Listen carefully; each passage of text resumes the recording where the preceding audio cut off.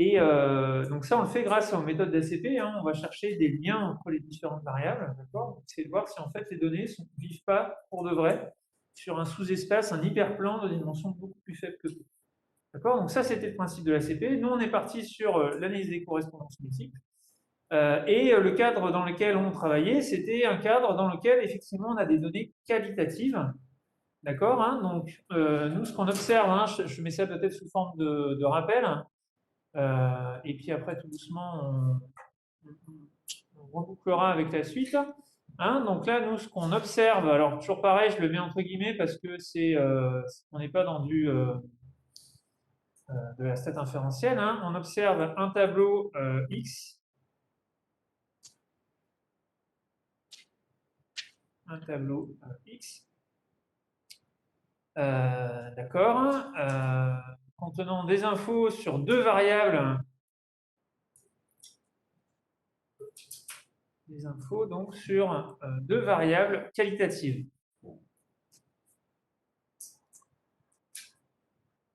Deux variables qualitatives, d'accord. Donc là, j'ai vraiment, je suis quasiment dans le cadre de ce qu'on avait pu faire jusqu'à la CP, hein, c'est-à-dire que ici X, c'est une matrice, hein, qui est n croix 2, c'est-à-dire j'ai ici le nombre de variables, hein, 2, ça c'est mon nombre de variables, c'est exactement voilà, le nombre de colonnes, le nombre de variables, et puis petit n, c'est exactement le nombre d'individus. D'accord? Donc là, on est vraiment dans ce cadre-là, sauf qu'on est dans une configuration, hein, où les XIJ, voilà, les XIJ, hein, n'appartiennent pas à R. D'accord? On n'est pas dans cette configuration-là, hein. Les XIJ, je vous avais donné un exemple. Par exemple, je vais essayer de croiser les données, les catégories socio-professionnelles d'individus en fonction de leur lieu d'habitation. D'accord? Ça peut être une piste, ou par exemple en fonction, je sais pas, de leurs revenus, hein, si je catégorise les revenus en disant plutôt bas, plutôt moyen, plutôt haut. D'accord? Bah, ce qui peut m'intéresser, c'est essayer de mettre en correspondance. Hein, là, j'ai deux variables, catégorie socio-professionnelle et catégorie de revenus. D'accord? Pour chaque individu. Et ce qui va m'intéresser, c'est d'essayer de voir si je peux faire des liens entre ces quantités. D'accord? Donc, d'arriver à sortir des informations là-dessus. Donc, c'est dans ce sens-là, hein, que je dis que les XIJ appartiennent pas à. D'accord? Donc l'idée, hein, ce qu'on avait vu, c'est que pour se ramener à quelque chose qui était proche de ce qu'on a pu faire dans le chapitre 2 sur l'ACP, c'était de faire une transformation, d'accord, du jeu de données. Et l'idée, hein, nous, c'est ce que je vous avais dit la dernière fois, c'est qu'on s'intéresse au tableau de contingence. On s'intéresse au tableau de contingence qui va être vraiment notre jeu de données, hein, sur lequel on va s'appuyer après pour faire une analyse stat. D'accord? Donc grand N. D'accord? Donc grand N, donc comment est-ce qu'on le définit, hein? On avait dû s'arrêter, je pense, à peu près là-dessus. Grand N, parmi les points importants, c'est une matrice qui est de dimension M1 croix M2. D'accord? M1, c'est le nombre de modalités de la première variable. Nombre de modalités de la première variable.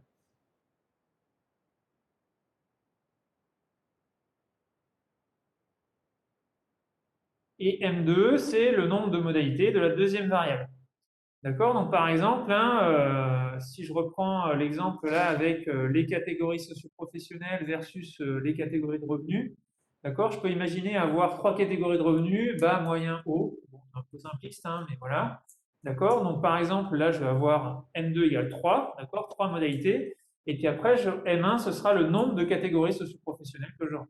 D'accord? Donc, hein, par exemple, je ne sais pas, ouvrier, agriculteur, cadre, des choses comme ça. D'accord? Donc ça, c'est le nombre de comptages que je vais faire. D'accord? Et ici, hein, ce que je vais avoir, c'est que pour tout IJ compris entre... alors, je ne vais pas prendre... Ils ne vivent pas dans la même zone. Hein, donc pour tout I compris entre 1 et M1, et pour tout J compris entre 1 et M2, d'accord? Ce que je vais avoir ici, c'est que NIJ, ce sera exactement le nombre d'individus. D'accord? Donc le nombre d'individus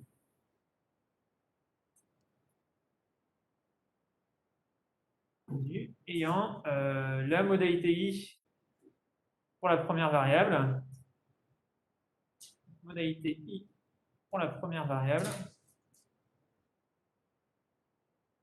J'ai dû l'écrire, c'est toujours un peu casse-pied à bien définir correctement. Et la modalité j pour la deuxième variable.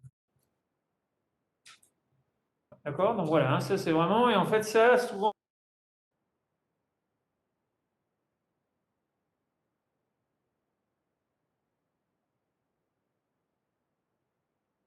qui va ressortir, d'accord, et qui va nous intéresser. Voilà, voilà, voilà. On s'était arrêté par là peut-être, ou j'avais déjà introduit le tableau des profils, profil colonne, ouais. On s'était arrêté là. Eh bien génial, super. Donc, on a bien bouclé. Ok, donc voilà, donc ça c'est là, donc c'est vraiment, donc c'est presque, on est presque là où on voudrait aller, hein, c'est-à-dire on a quasiment tout ce qu'il nous faut pour faire une ACP.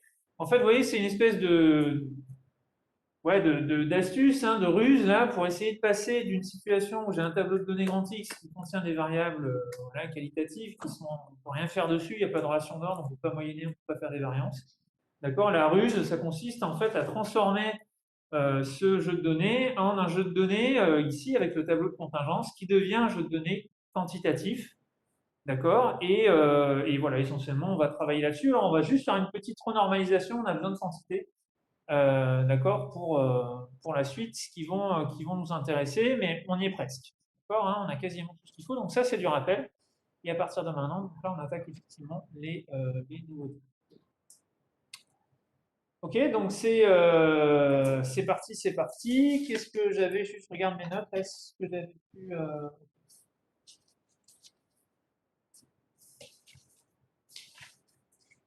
J'avais numéroté ça comment là, du coup? Est-ce que vous vous rappelez ouais. A, représentation des données. Et en amont, là, il y avait un grand 1 par exemple? Ok, super. Génial. Ok, ok. Eh bien, super. Super, super. Allez, alors il nous faut juste quelques notations supplémentaires. Donc c'est parti, hein, donc quelques notations supplémentaires. Et vous allez voir, en presse, ça va être très vite. En fait, là, c'est plus la préparation hein, voilà, cette analyse des correspondances qui prend un petit peu de temps. Puis après, une fois qu'on l'a, ça va assez vite. Hein. Je vous dis, on va reboucler sur le principe de l'ACP et ça va aller super vite. Donc, quelques notations supplémentaires. Première notation, hein, ce qu'on va noter, c'est la quantité qu'on va appeler NI point. D'accord? Donc ça va être le nombre d'observations. D'accord? Donc on va le noter comme ça, hein, c'est la somme de J égale 1 à M2 des N. Alors c'est N, c'est pas M, N IJ. D'accord? Donc ça c'est pour tout I compris entre 1 et M1. Et donc ça, hein, c'est exactement le nombre d'individus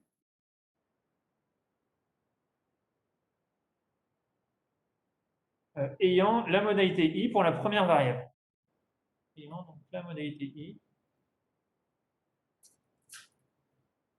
pour la première variable.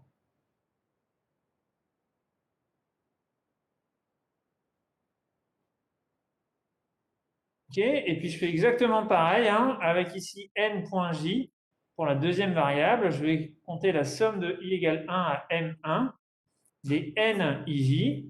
Donc ça, ce sera pour tout j compris entre 1 et m2. Et ça, hein, bah, c'est pareil, c'est le nombre d'individus ayant la modalité j pour la deuxième variable.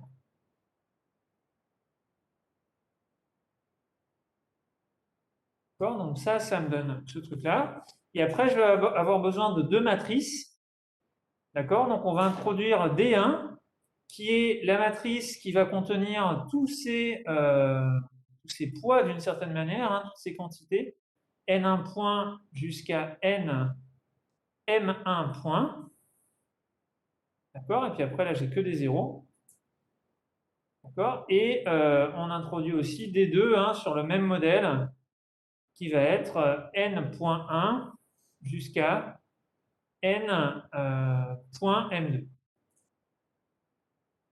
Donc c'est deux matrices dont on aura besoin par la suite, d'accord, et voilà, qui vont nous aider pour la suite.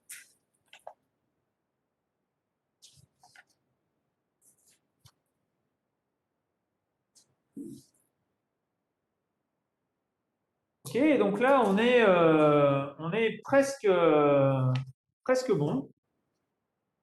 presque bon, presque bon, puisqu'on va pouvoir hein, arriver à on a quasiment fait ce qu'on voulait. Allez.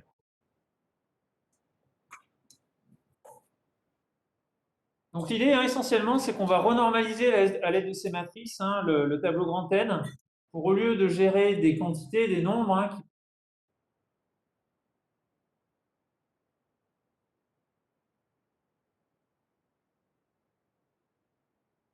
vont venir, hein, qui arrive juste maintenant. Donc c'est une définition.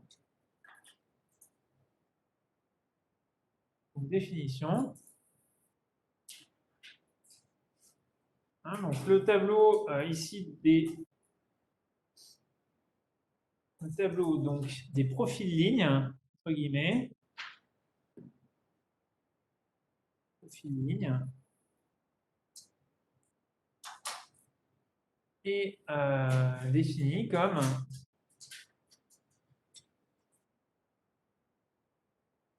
donc hein, on va simplement prendre, on va renormaliser le tableau n par d1-1. D'accord? Et en fait, ce tableau-là, qu'est-ce que ça va être? Ça va être un tableau qui va contenir les n ij, si vous regardez, hein, divisé par ni points. D'accord? Donc, c'est une manière de renormaliser ce tableau-là. Ça va de i égale 1 à n1, de j égale 2 à n2, 1 à m2, pardon. 2, de 2 à m2. Ah, zut.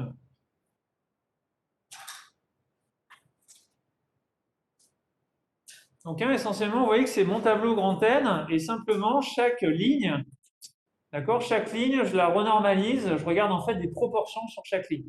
D'accord? Donc ça, c'est essentiellement ce qu'on va regarder. Et pareil, hein, on va définir le tableau des profils colonnes. D'accord? Donc de même, on définit le tableau des profils colonnes.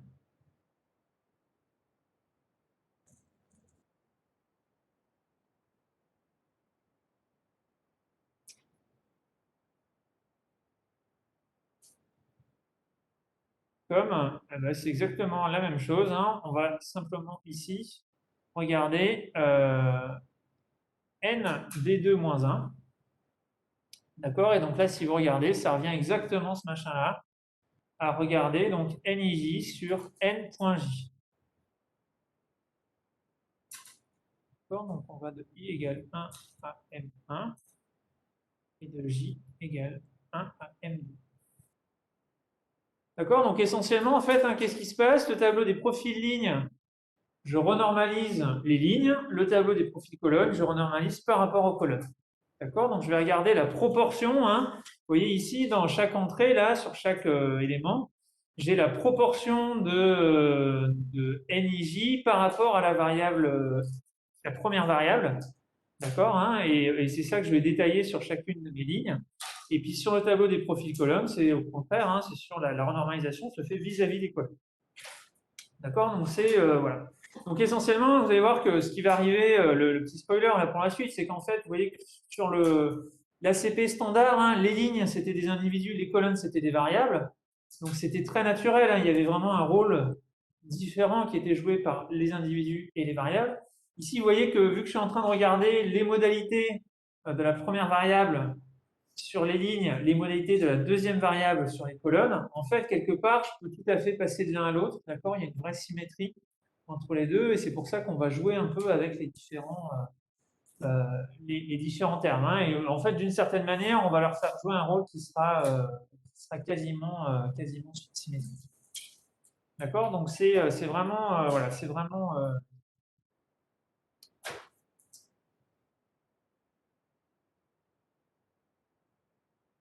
alors, en étude du tableau des profils lignes, puis on dira rapidement quelques mots sur l'autre, d'accord, sachant que ce sera quasiment symétrique.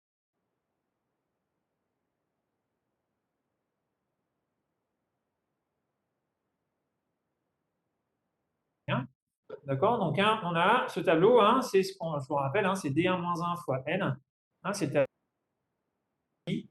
juste pour qu'on l'ait sous les yeux, fois N i point. Oui, je vous remets la page d'avant, donc j'arrive. I égale 1 à N1 et J égale 2 à égale 1. Je vais y arriver à N. Alors, pour revenir en arrière, comment est-ce que je fais? Je suis comme ça, check. Voilà, et je dois avoir, ça doit être ici, pour la définition.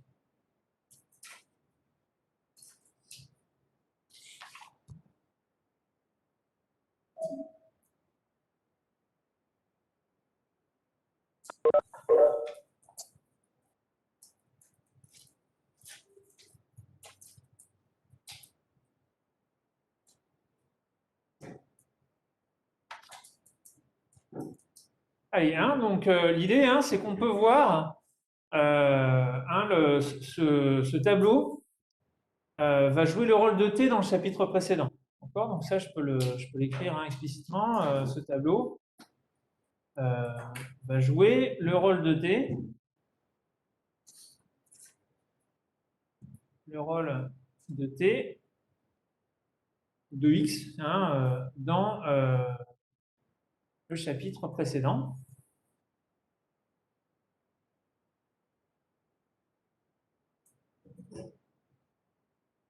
D'accord? Hein, donc c'est ça dans le chapitre précédent.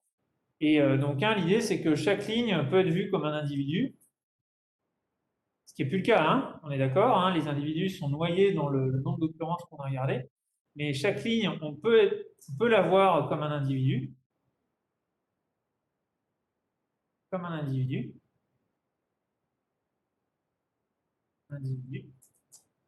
et je mets des guillemets parce que hein, voilà, on a changé de cadre, et chaque colonne, ici, peut être vue comme une variable. Hein, et donc, en particulier, on peut représenter ce tableau-là sous la forme d'un nuage de points. D'accord? Donc, en particulier, on peut représenter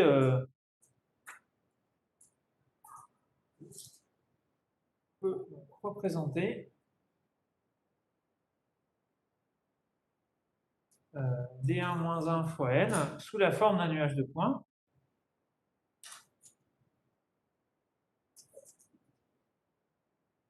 Un nuage de points.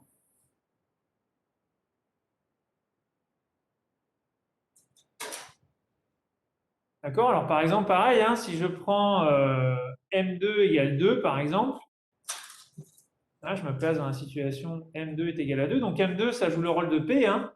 M1 joue le rôle de N. Donc, là, je vais prendre M2 égale 2 dans cette configuration-là. D'accord? Et on peut imaginer que mon nuage de points, par exemple, hein, en dimension 2, il ressemble par exemple à quelque chose qui est comme ça. D'accord? Hein, je suis en train de regarder les proportions hein, d'une certaine manière. Et donc, je peux imaginer avoir un nuage de points qui ressemble à ça. Alors après, l'intérêt, hein, c'est effectivement l'intérêt de l'ACP et de ce qu'on est en train de faire là, c'est de travailler dans des cas où M2 n'est pas égal à 2. Hein, ça a peu d'intérêt. Si M2 est très très grand, on va aller chercher effectivement des structures, hein, comme on a pu faire pour l'ACP. L'idée, c'est de faire de la réduction de dimensions. D'accord? Donc là, voilà, encore une fois, la représentation en 2 dimensions, c'est juste pour comprendre un peu ce qui se passe. Mais vous pouvez vraiment faire l'analogie hein, avec le cours des fois précédentes. Hein. Si vous regardez vos notes, on a fait plein de fois ce petit dessin-là, d'accord, avec les individus qui sont représentés par rapport à la première et la deuxième variable. Là, c'est exactement pareil.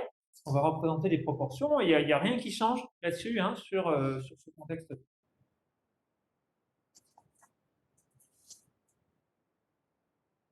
D'accord? Donc jusque-là, vraiment, enfin, vous voyez, c'est vraiment c'est une espèce de ruse, hein, une ruse dessus là, pour passer d'un tableau qui contient des variables qualitatives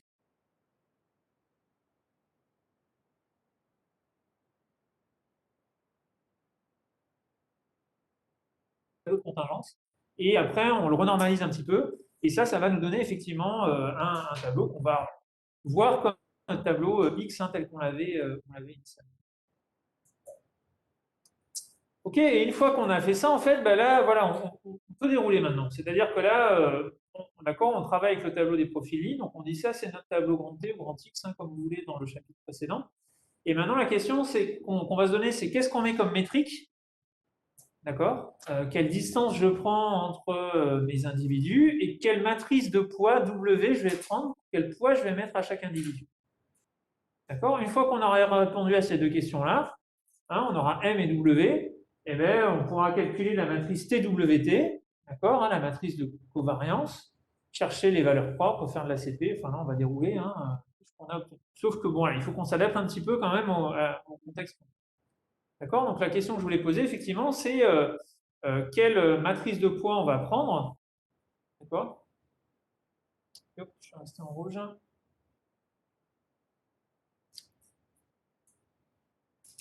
D'accord? Donc hein, la question, c'est quelle matrice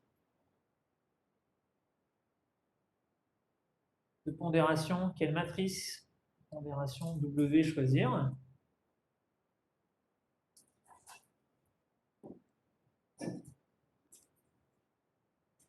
Et en fait, la question implicite qu'il y a, hein, c'est finalement quel est le centre de gravité de ce nuage de points. Hein, d'une certaine manière, on n'a pas posé dans ces termes-là vraiment la dernière fois, mais en fait, c'est un peu ça qu'on pourrait le voir comme ça. Hein, c'est quel est le centre de gravité euh, de ce nuage de points.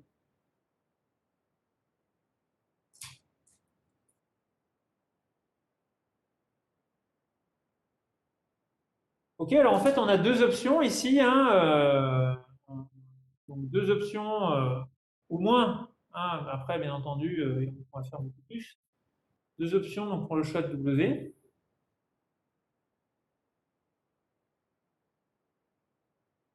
Première option, hein, c'est c'est de prendre la matrice W égale l'identité. D'accord? Donc, on prend W qui va être 1 sur N fois la matrice identité dans donc M1, d'accord, hein, dans Rm1. Et donc là, l'idée, hein, dans ce cadre-là, c'est que le poids donné à chaque individu est constant. Je vais écrire ce matin, le poids donné à chaque individu est constant.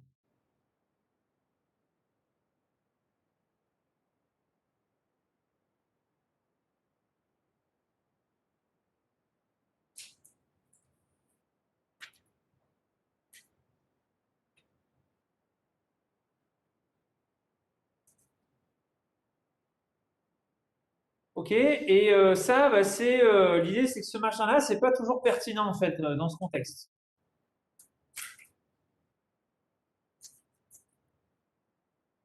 Hein, l'idée, c'est que quand vous êtes dans un cadre standard où les individus, c'est des vrais individus, d'accord? C'est-à-dire que hein, c'est des individus comme vous et moi, par exemple, on imagine une étude clinique ou autre, il n'y a pas de raison qu'un individu ait plus de poids qu'un autre, d'accord? Donc c'est pour ça qu'on avait mis un poids 1 sur n, d'accord? Vous n'allez pas dire hein, dans une étude clinique, sauf cas très particulier, d'accord? Vous n'allez pas dire cet individu-là, lui il est important, lui on s'en fiche, d'accord? Et donc on va leur mettre des poids différents, d'accord? Dans une étude clinique, tous les individus ont le même poids. D'accord? Pareil, hein, quand vous faites, je ne sais pas, moi, des études sur de l'épidémiologie, par exemple, vous regardez le nombre de foyers d'un virus là, sur des zones géographiques, il n'y a pas de raison de favoriser l'une ou l'autre zone géographique, à moins éventuellement voilà, qu'elles aient des tailles vraiment différentes. Ici, le cas, il est un petit peu différent parce que ce n'est pas des vrais individus au sens classique. D'accord? Encore une fois, là, on a ce tableau des profils lignes hein, qui est là. D'accord? Un tableau des profils lignes. Donc là, j'ai des points, mais il n'y a rien qui me dit que chacun des points, en fait, ils ont exactement le même poids. D'accord? Hein, en particulier, vous voyez que là, j'ai affaire effectivement à des proportions.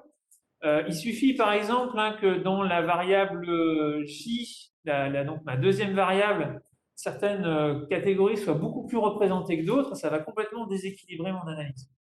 D'accord, hein, donc vous imaginez, par exemple, je fais une étude catégorie socio-professionnelle en fonction du diplôme. D'accord? Si j'ai des catégories qui sont surreprésentées là-dedans, bah, du coup, dans mon tableau de contingence aussi, ça va être surreprésenté. D'accord? Et ça va d'une certaine manière complètement fausser mon analyse. D'accord? Je n'ai pas le même poids qui va être donné. D'accord? Et donc l'intérêt, enfin, ce qu'on va essayer de faire, c'est d'essayer voilà, pondérer finalement hein, la taille des catégories en fonction des différentes variables qu'on va pouvoir rencontrer. D'accord? Donc c'est ce qu'on va faire ici. D'accord? Ce qui est un petit peu plus pertinent. Deuxième option, c'est ce qu'on va faire là, hein, c'est de pondérer en fonction du poids des différentes catégories qu'on a. D'accord? Et ce qu'on va prendre, la matrice ici qu'on va prendre W, ça va être D1 sur N. D'accord? Donc vous voyez là, on est toujours par rapport à la première variable. Hein. De toute façon, les individus ici ils sont toujours liés par rapport à leur première variable. Hein, et on va regarder les proportions. On va à chaque fois regarder, si vous regardez cette matrice-là, qu'est-ce qu'elle contient, hein, elle regarde la proportion de la première variable dans la population totale. D'accord? Et encore une fois, si par exemple la première variable c'est la catégorie socio-professionnelle et que les cadres ils sont surreprésentés, par exemple, dans mon étude, d'accord? Et bien ça, je vais en tenir compte. D'accord? Et puis au contraire, si voilà, je sais pas, les éditeurs sont sous-représentés, je vais aussi en tenir compte. D'accord? Donc, pondération en fonction des effectifs des différentes modalités.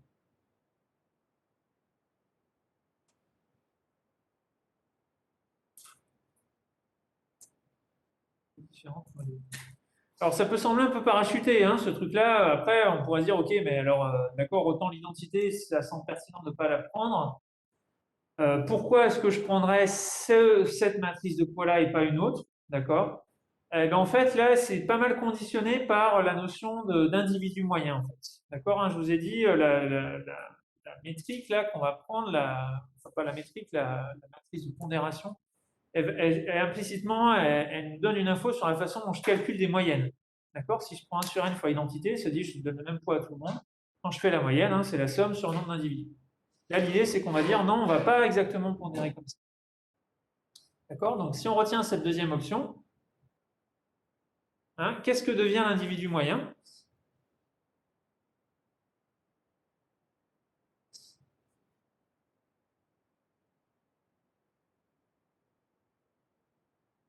D'accord? Donc, l'individu moyen, on va l'appeler oméga 1. Cet individu moyen, qu'est-ce que c'est? Comment est-ce que je le calcule? Ben, c'est oméga 1. Hein, ça va être 1 sur, alors je ne l'écris pas comme ça va être, donc mon tableau des profils lignes D1 moins 1 N transpose fois W fois 1, où 1, c'est le vecteur qui contient que D1.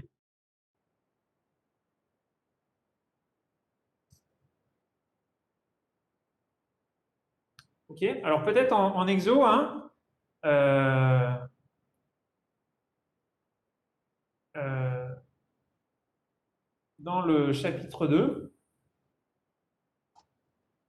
hein, vous pouvez essayer de calculer oméga qui est T transpose W1.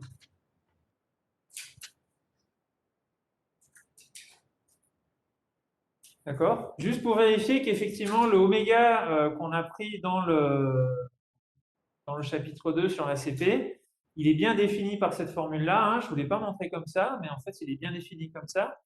Et en particulier, ce que vous devriez voir, c'est que si mon tableau il est centré, mon individu moyen, c'est 0. D'accord? C'est le 0. Si mon tableau il n'est pas centré, hein, si je prends grand T égale X, le truc de départ, mon individu moyen, ça va être la moyenne empirique pour chacune des variables. D'accord? Ça va être vraiment. D'accord? Hein, c'est l'individu qui a la note moyenne dans chacune des matières.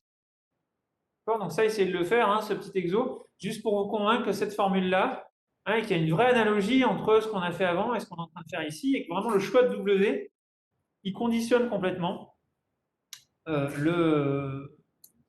voilà, le choix de l'individu moyen.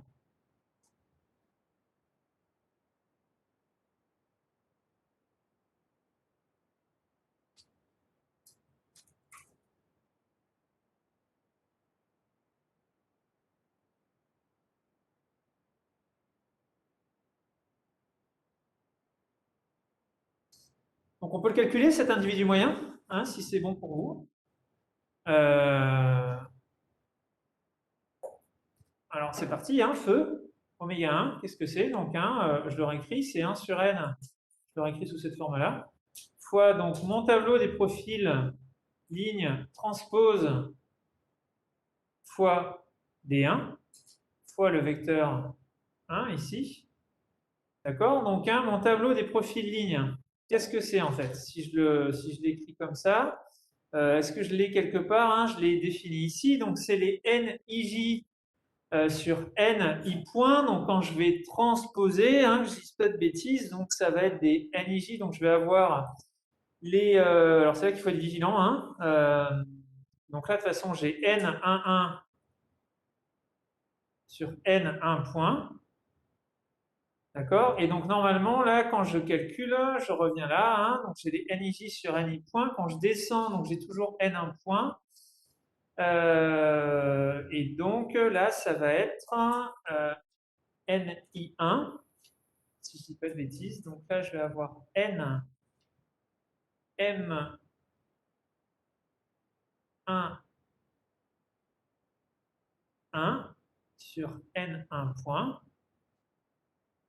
D'accord? Et là, je vais avoir du coup des N1 M2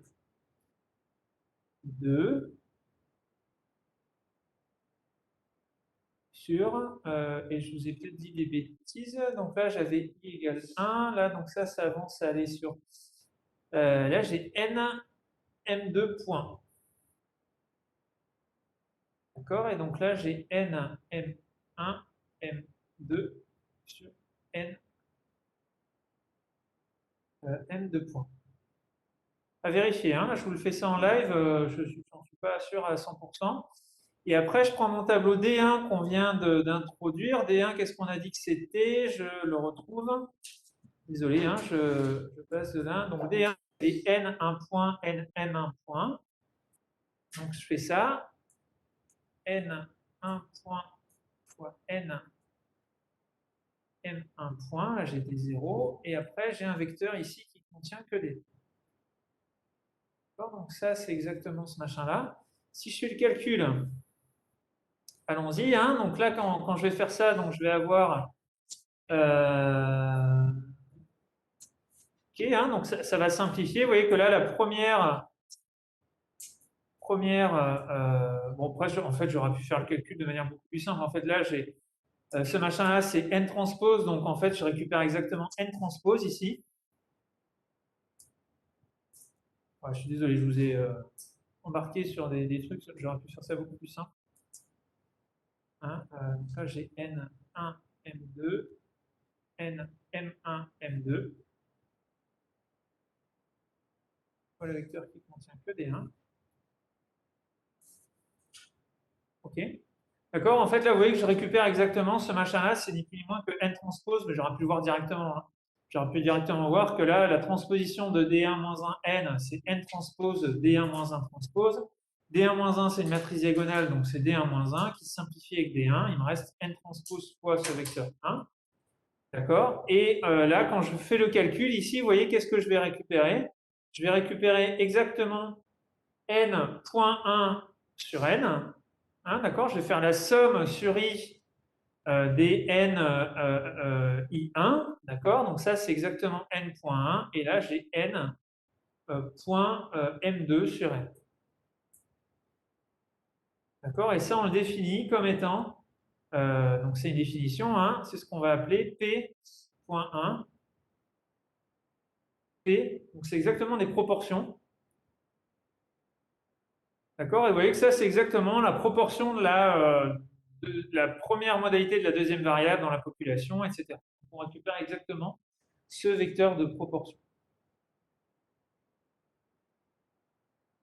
Hein, donc là, ce que je vous disais, c'est que ce machin-là, là, ici, c'est exactement n transpose.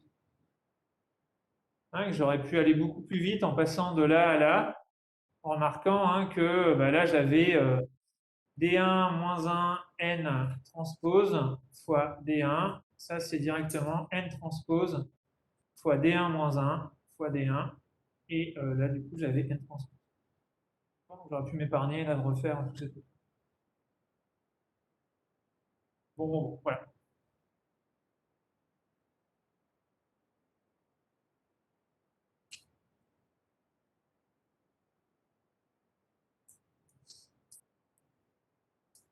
D'accord? Donc ça me donne un individu moyen. Vous voyez que l'individu moyen, en fait, C'est un individu, donc c'est pour ça que c'est sympa d'utiliser cette matrice de pondération D1 sur N, hein, W égale D1 sur N. C'est qu'en fait, l'individu moyen, on peut le voir comme une espèce de mesure de proba empirique, d'accord, hein, c'est-à-dire c'est exactement les proportions, c'est des proportions en fait qui ressortent, d'accord, et donc ça a un sens, d'accord, quand je suis en train de regarder des variables, c'est relativement pertinent de regarder, voilà, c'est la moyenne, hein, la proportion moyenne d'individus ayant la modalité 1 dans la population pour la deuxième variable, etc., jusqu'à la n deuxième. D'accord? Donc on a vraiment un sens là, du coup. Vous voyez, on est vraiment en train de regarder des proportions, et les moyennes de ces proportions, c'est des espèces de mesures de proba qui sont en train de ressortir. Ok, donc ça, c'est un point qui est relativement sympa. Vous voyez que ça va potentiellement s'éclairer. D'accord? Et voilà. D'accord? Donc on va arriver très rapidement à la fin. Là, il nous reste trois quarts d'heure. On va pouvoir conclure là sans trop de soucis. Donc on a presque tout ce qu'il nous faut. Il va nous manquer une matrice de pondération et on sera bon. D'accord? Donc juste un petit mot là-dessus. Si c'est bon, là, si vous avez eu le temps pour copier. Bon.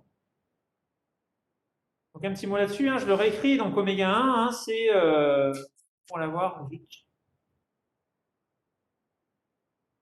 oméga 1, hein, donc c'est, on a dit, P point, P point M2. D'accord? Et donc la remarque qu'on peut faire, hein, effectivement, c'est que si je fais la somme sur J égale 1 à M2 des P.J, ça qu'est-ce que c'est? C'est 1 sur N fois la somme de J égale 1 à M2 des N.M2, N.J, pardon. Et si vous regardez, hein, éventuellement, je vous laisse en exo pour vous en convaincre, mais en fait, là, je suis en train de regarder le nombre d'individus total qui a la modalité J pour la deuxième variable. Je fais la somme de tout ça. Bah, cette quantité-là, ici, elle est exactement égale à n. D'accord? Là, j'obtiens exactement le même nombre d'individus. Là, je les ai juste classés par modalité de la deuxième variable. Donc ça, c'est exactement petit n. Et donc, en fait, là, la somme des p.j, ça vaut 1. Donc c'est pour ça que je vous disais, on a une espèce de mesure de proba. D'accord, hein? Donc d'une certaine manière, p.j, d'une certaine manière, p.j, ce machin-là, ça représente la probabilité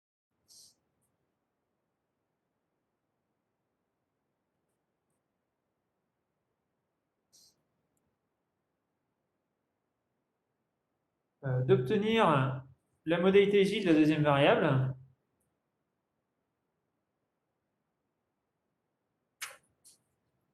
la modalité J de la deuxième variable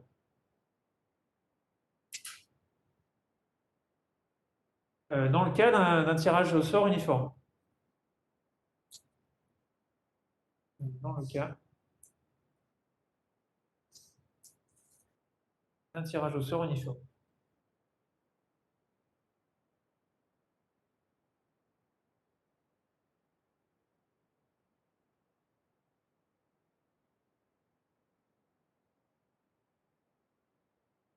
Ok, donc par exemple, là, je prends, imaginons, ma deuxième variable, c'est la catégorie socio-professionnelle. D'accord? Bah, le P.J ici, ça va être exactement la proportion d'individus. Par exemple, si le J, hein, ça correspond à, je ne sais pas moi, les cadres, c'est la proportion de cadres dans la population. D'accord? Donc je tire un individu au hasard dans la population qui m'intéresse.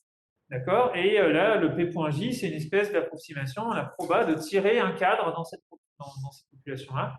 C'est la proportion de cadres dans la population qui m'intéresse. D'accord? Donc on peut vraiment voir ça comme, voilà, comme une mesure de proba. Et si je fais la somme de toutes ces probas-là, bah, la proba de tirer une des catégories socio-professionnelles, forcément, c'est 1. D'accord? Donc on a vraiment une espèce d'identification avec ce genre de quantité qu'on peut voir effectivement comme une mesure de proba. D'accord? Donc ça, c'est mon individu moyen, hein. Si je reviens vraiment à mon petit dessin que j'avais un petit peu plus haut, je sais plus où je l'ai fait. D'accord? Bah, vous voyez que là, à chaque fois, j'ai compté les proportions d'individus, hein, NIJ par rapport à NI points. D'accord? Et le choix de la métrique, en fait, me renvoie exactement, d'accord, un individu qui est l'individu moyen, hein, qui va être au centre là, de ce nuage de points d'une certaine manière. ça va être exactement les proportions de chaque individu dans ma population initiale d'intérêt. D'accord. Voilà. Donc ça justifie hein, ce choix de matrice de pondération qui peut sembler un peu parachuté. D'accord hein, l'idée, c'est vraiment de se dire, voilà, on ne peut pas donner le même poids à chaque individu, et si on prend ça, on tombe sur un individu moyen qui est sympa, quoi, hein, voilà, à qui on peut donner un sens. Alors, bien entendu, on pourrait faire différemment. Hein, et après, les questions, c'est comment j'interprète tout ça. Donc là, ce choix de matrice de pondération, il est sympa. D'accord. D'accord. Alors après, si je reviens à l'étude du tableau des profils colonnes, ça, je le fais très vite. On va faire exactement la même manip.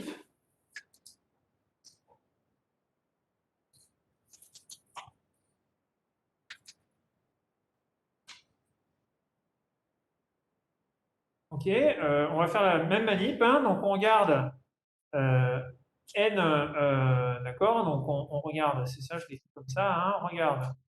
Donc le tableau des profils colonnes, on a dit que c'était n d2-1. Ok, et on choisit W. Alors je devrais l'appeler W2. Hein, enfin, je ne sais pas, il faudrait que je lui donne un autre nom. Un W ici qui serait D2 sur n. D'accord. Et oméga 2, l'individu moyen, dans ce cadre-là, on peut montrer que c'est P1 point jusqu'à PM1 point. D'accord, ça éventuellement, tout ça, je vous le laisse en exo. Hein. Vous pouvez essayer de le recalculer, refaire les calculs. D'accord. Et vous verrez, c'est exactement les mêmes discussions qu'on pourrait avoir. Hein. Donc, je ne vais pas m'amuser à les recopier. D'accord, hein, c'est exactement les mêmes choses. C'est-à-dire que là, on construit une métrique pour laquelle, quand je m'intéresse effectivement au profil colonne, l'individu moyen, ça va être exactement les proportions des différentes catégories pour ma première variable. D'accord. Donc, hein, d'une certaine manière, ça me donne une notion de qu'est-ce que c'est le barycentre du nuage de points. D'accord. Ce choix de matrice de pondération, ça me donne ce choix.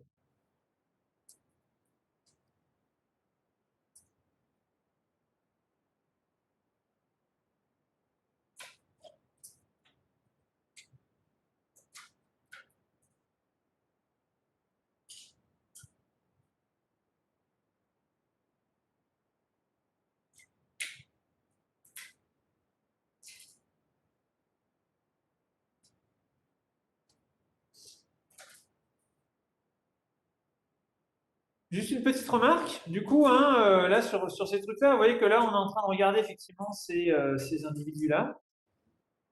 Et en fait, là, on va tout doucement se rapprocher. Alors, je pense pas que vous avez déjà fait en stats là, le test du critère d'indépendance ou pas?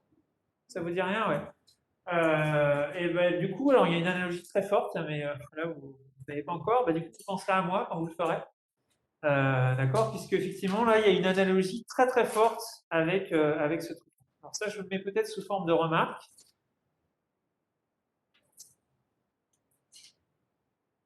D'accord? Donc sous forme de remarque. Hein. Dans le cas où les deux variables d'intérêt elles sont indépendantes, les deux variables sont indépendantes. Donc vous vous rappelez, hein, ce qu'on a fait dans la CP, c'était de chercher des corrélations entre variables. On a cherché à regrouper les variables en fonction de leur corrélation. D'accord? Ça, c'était le point super important. D'accord? Vous vous rappelez, hein, on a cherché des vecteurs propres dans la matrice de covariance. Et donc, implicitement, ce qu'on cherche à voir, s'il n'y avait pas des variables qui étaient très corrélées l'une à l'autre, pour justement gagner en dimension. Et justement, quand elles ne sont pas corrélées, qu'est-ce qui se passe? D'accord? Donc, dans le cas où les variables, les deux variables d'intérêt, hein, par exemple catégorie socio-professionnelle et diplôme, ça, c'est des variables qui sont complètement indépendantes, hein, statistiquement. Qu'est-ce que je suis à voir? Vous avez dû voir au premier semestre en proba, hein, la probabilité de prendre n'importe quel événement pour mes deux variables, c'est la proba de ce qui se passe pour la première variable fois la proba de ce qui se passe pour la deuxième variable. Donc autrement dit, qu'est-ce qui va se passer ici? Je vais avoir que PIJ. Hein, donc PIJ, c'est la probabilité de tirer la modalité I de la première variable et la modalité J de la deuxième variable. Ça va être exactement égal à PI point fois P point J. Hein, vous vous rappelez, si x et y sont deux variables indépendantes, la probabilité que x appartienne à A fois y appartienne à B, c'est la probabilité que x appartienne à A fois la probabilité que y appartienne à B. D'accord? Les deux variables vivent leur vie. Ben là, c'est un petit peu pareil.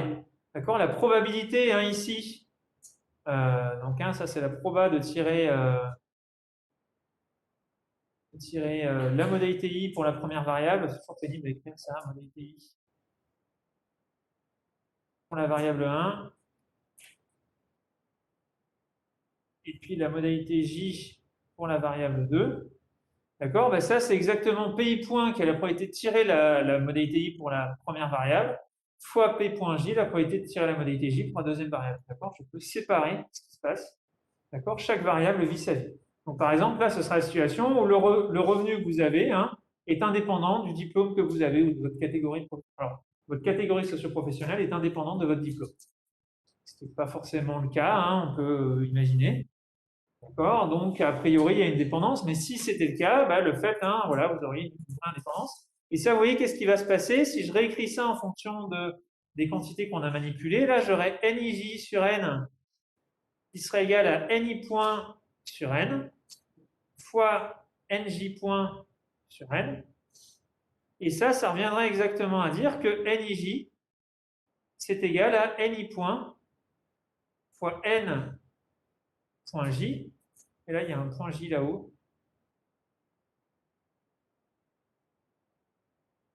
Hein, donc ça, c'est du point j sur n.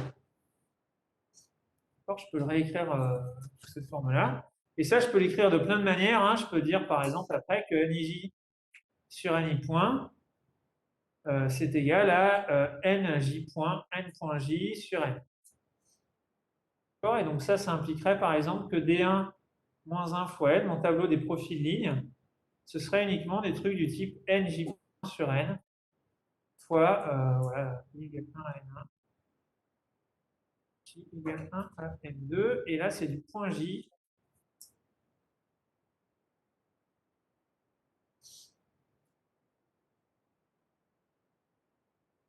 Du point j que je ne compte pas, voilà. D'accord? Donc en fait, l'idée, c'est que dans le cas où j'ai une espèce d'indépendance entre mes deux variables, l'indépendance, hein, c'est typiquement une situation où la CP va servir à rien. D'accord? Hein, la CP va servir à rien puisque mes variables elles sont indépendantes en fait, donc chacune vit sa vie et donc j'ai un nuage de points qui est absolument pas structuré. D'accord? Dans ce cadre-là, je vais avoir voilà, un truc comme ça. Et dans ce cas-là, ce que vous voyez en fait, hein, c'est que mon nuage de points, il est réduit à un seul élément. D'accord? Il n'y a plus de dépendance en i là-dedans. D'accord? Donc dans ce cas, le nuage de points est réduit à un seul élément.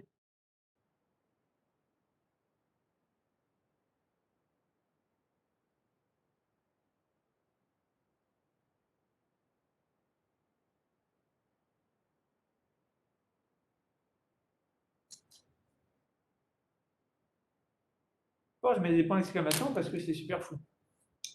D'accord? Hein, c'est super fou au sens où, enfin voilà, vous voyez que d'une certaine manière,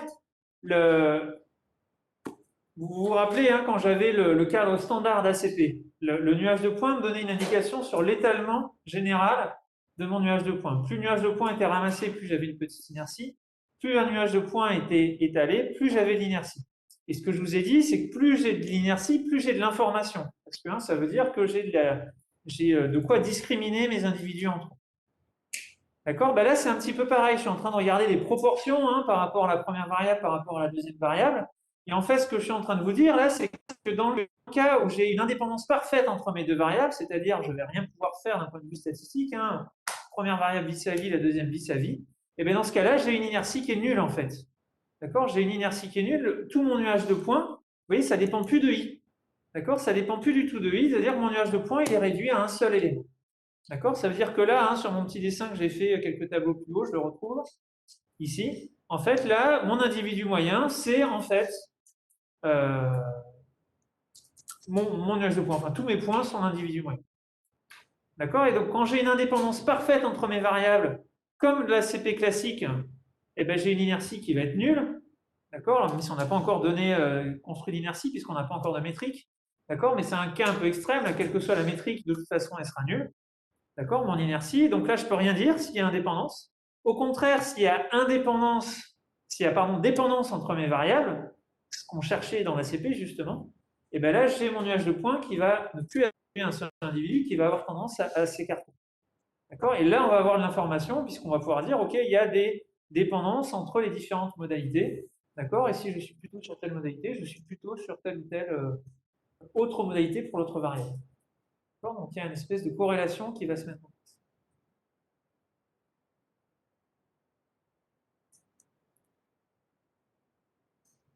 Bon, je sais que c'est pas évident. Enfin, bon, en plus, ouais, c'est le matin, c'est le premier cours de la journée, là, et puis voilà. Mais c'est vraiment, enfin, voilà, essayer de faire la petite, peut-être ce qui peut aider, hein, c'est vraiment de faire le lien avec ce qu'on a fait dans le chapitre sur la CP précédemment. D'accord? Vraiment essayer d'à chaque fois vous dire, là, dans la CP, qu'est-ce que j'avais, qu'est-ce que je cherchais, et là, qu'est-ce qu'on a.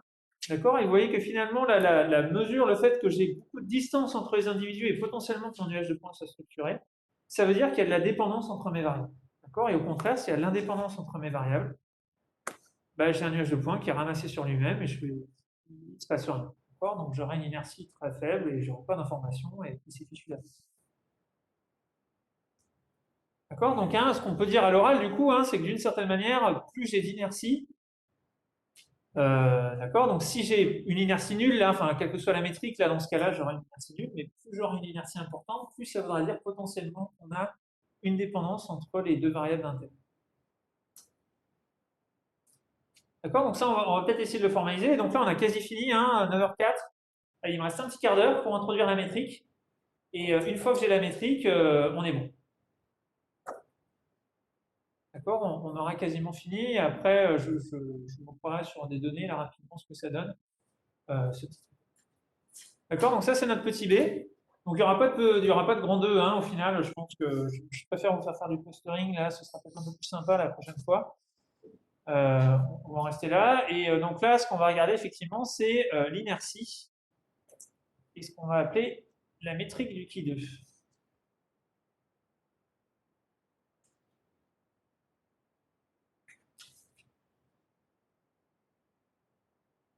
D'accord? Hein, donc, si les variables, c'est le constat, je vous dis ce que je vous disais à l'oral, hein, si les variables sont indépendantes,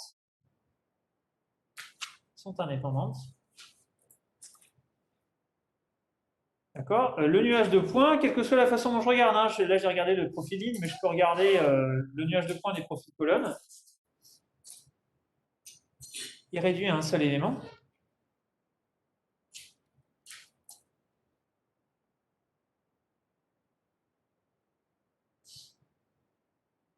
Et donc ça veut dire que l'inertie est nulle, quelle que soit la métrique choisie.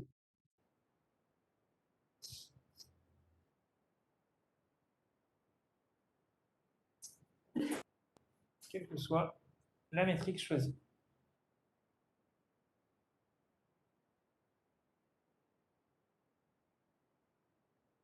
Au contraire, hein, s'il y a de la dépendance, s'il n'y a pas d'indépendance,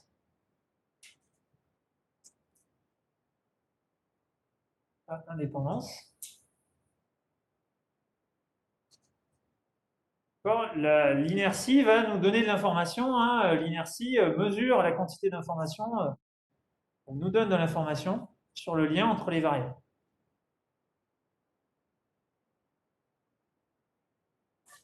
Une information sur le lien entre les variables. Et donc tout ce qu'il nous reste à faire, hein, c'est à choisir une métrique qui soit sympa.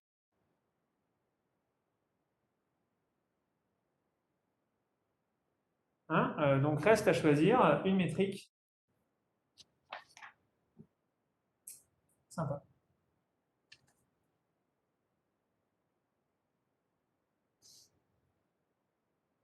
Hein, donc reste à choisir une métrique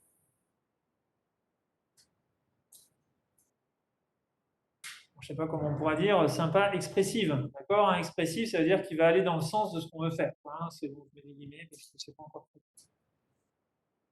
D'accord? Donc en fait, l'intérêt de la métrique, hein, ce qu'on a vu quand on avait construit la métrique, c'était de construire du coup une distance. Alors là, nous, on avait utilisé une distance qui était basée sur un produit scalaire, d'accord, qui permettait de récupérer, justement, de mesurer hein, la distance entre deux profils lignes. D'accord? Donc pour mesurer, c'est ce qu'on fait là, pour mesurer la distance entre deux profils lignes,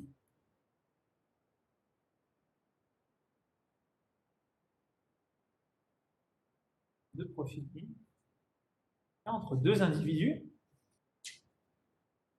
entre deux lignes de mon tableau D1-1 fois n, d'accord, on utilise la quantité suivante, qui est, donc c'est la distance du qui2, donc c'est pas une distance qui est basée sur un produit scalaire ici, hein, si on pourra peut-être le définir comme ça, mais en tout cas elle est pondérée, et directement on va regarder la somme de j égale 1 à m2, alors des n sur n.j, et là on va regarder nij sur ni point,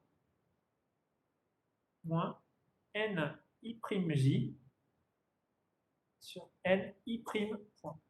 Et là, on va faire ça au carré.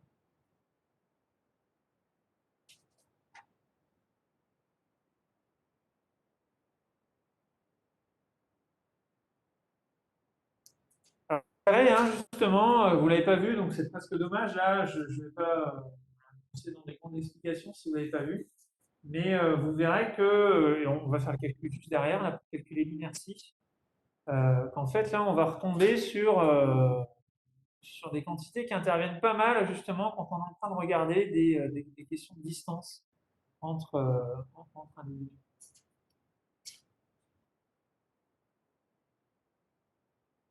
Ok, donc c'est parti là.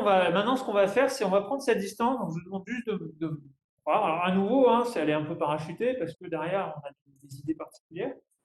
Mais l'idée, c'est que vous allez voir que justement, quand on va calculer l'inertie, ça va vraiment avoir une allure sympa. D'accord, hein, ça va vraiment avoir une allure sympa. Et voilà, on va pouvoir faire des choses assez chouettes. Donc, c'est le calcul qui nous reste, hein, 10 minutes. Il nous reste 20 minutes, donc je me donne 10 minutes là pour vous faire juste le calcul de l'inertie et vous dire, après, là, on aura tout ce qu'il faut hein, pour faire la CP, on a la métrique, on a vraiment tout ce qu'il va nous falloir derrière. D'accord alors peut-être un exo. Alors, j'ai laissé pas mal d'exos là, hein, mais voilà, c'est montrer que cette distance est associée à la métrique.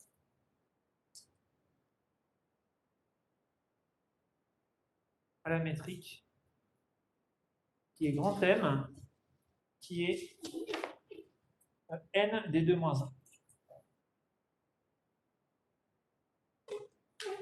Ah, alors, je ne sais pas ce qui m'a fait mon truc qui m'a empêché de faire un joli D.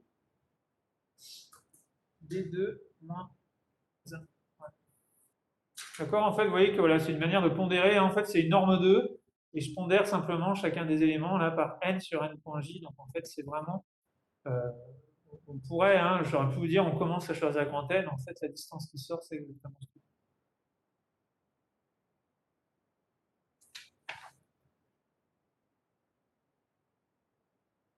Alors voilà, donc le petit calcul hein, que je voulais vous faire, et on sera pas mal.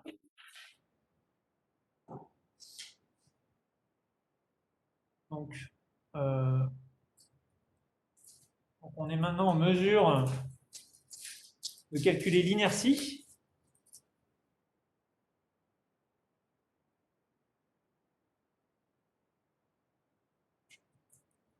Hein, donc l'inertie par rapport à l'individu moyen oméga 1.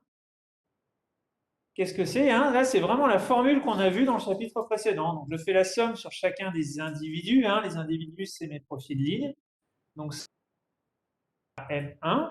Je pondère chaque individu par la matrice de pondération WI. D'accord? La IM entrée diagonale, alors WII si vous préférez ici. D'accord hein? Fois ici, je vais regarder la distance. Je vais regarder quoi? Je vais regarder la distance à l'individu moyen de l'individu en question. Donc c'est ma distance au carré. Je regarde la distance à l'individu moyen. Donc si vous regardez, ça c'est vraiment la distance, hein, c'est vraiment comme ça qu'on a construit l'inertie dans le chapitre précédent. D'accord hein? C'était la somme, on reprenait individu par individu. On regarde la distance de l'individu I à l'individu moyen. Alors nous, précédemment, c'était juste la norme parce que l'individu moyen, c'était 0. Ici, c'est plus 0, c'est oméga 1. D'accord, mais c'est pareil. Et après, je pondère hein, chaque individu par son poids. D'accord? Donc ça, hein, si je l'écris, si je fais le calcul, ça me donne exactement M1. Donc là, j'ai N I point sur N. Donc 1 fois ma distance du qui 2.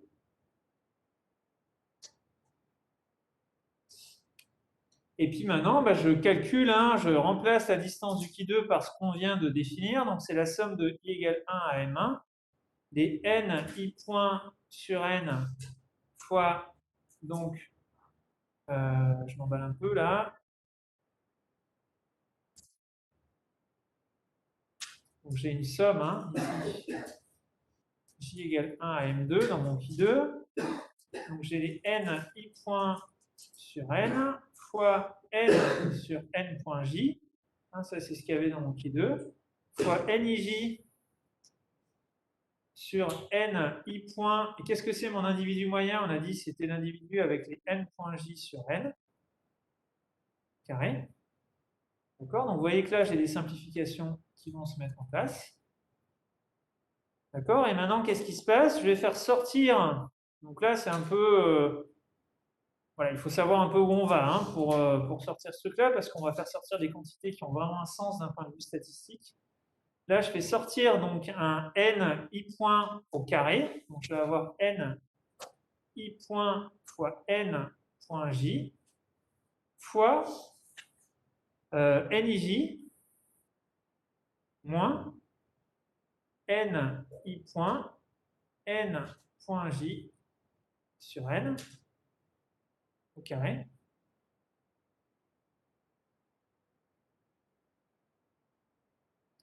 Et ça, pour finir, je peux le réécrire, hein, juste je factorise par 1 sur n. Pourquoi je fais ça? M1, j'égale 1 à M2. Et donc là, j'ai les NIJ moins NI point N point J sur N au carré. Et ça, c'est pondéré exactement par NI point N point J sur N. Voilà. D'accord? Donc on a exactement ce truc-là. Je vais finir de recopier et je vous dis pourquoi ça, c'est pertinent pour nous. Et après, on aura fini.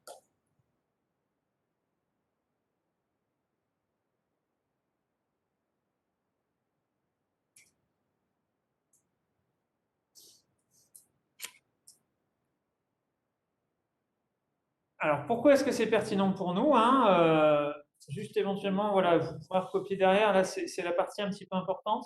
Vous vous rappelez la petite remarque que j'ai faite un petit peu plus haut? Je vous ai dit, hein, dans le cas où deux variables sont indépendantes, on a PIJ égale PI point fois P point J. Et ça revient exactement à dire, et ça, c'est le point important, si mes variables, elles sont indépendantes, j'ai cette relation-là. NIJ, c'est exactement NI point fois N point J sur N. Et bien, si mes variables, elles sont indépendantes, NIJ, c'est exactement égal à NI point fois N point J sur N. Si mes variables indépendantes, on récupère bien cette idée que mon inertie est nulle. D'accord? Donc ça, déjà, on est raccord, hein, d'où le choix de la métrique, il est pertinent dans ce cadre-là, même si effectivement n'importe quelle métrique, normalement, on aurait dû envoyer ce résultat-là. Et l'autre intérêt, en fait, ce qu'on voit, c'est que cette quantité-là, c'est très très proche de la quantité qui va intervenir quand on fait un test du qui2 d'indépendance. D'accord? Donc, hein, c'est vraiment le truc qui est important. Quand vous allez voir, quand vous allez faire le test là, dans quelques semaines, test du qui2 d'indépendance, vous verrez que vous allez sortir exactement cette quantité-là. Hein. Vous aurez deux variables, vous voulez voir si deux variables elles sont indépendantes. Pour faire le test du qui2 indépendant, vous allez faire un tableau de contingence, nombre d'occurrences, et vous allez exactement calculer cette statistique-là qui est ici.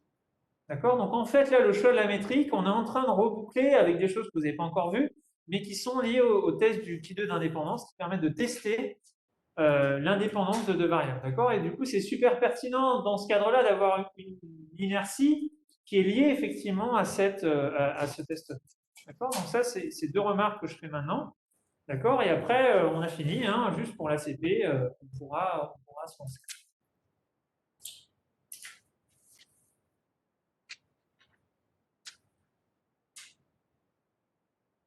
Donc, remarque,